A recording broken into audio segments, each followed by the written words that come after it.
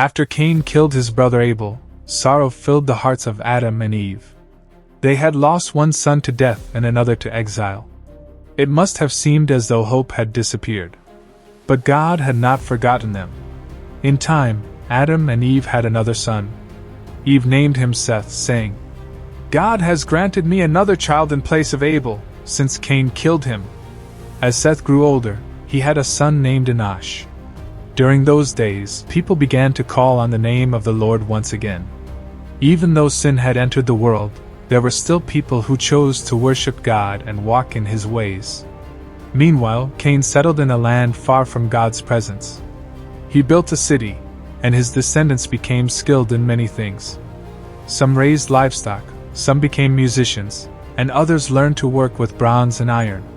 Human civilization continued to grow, but sadly, so did sin. Generation after generation, the earth became filled with people. Instead of loving God and one another, many chose violence, pride, and evil.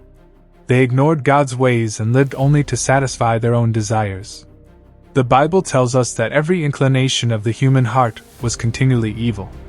Violence spread across the earth, and wickedness became so great that it grieved God's heart. Imagine a world where almost no one cared about God, where hatred replaced love, and evil seemed to be everywhere. That was the world people had created. Yet, even in the darkest times, God always preserves a faithful person. Among all the people on earth, there was one man who chose a different path. His name was Noah.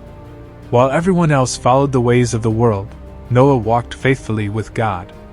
God saw Noah's obedient heart and prepared to entrust him with a mission that would change human history forever. What was that mission?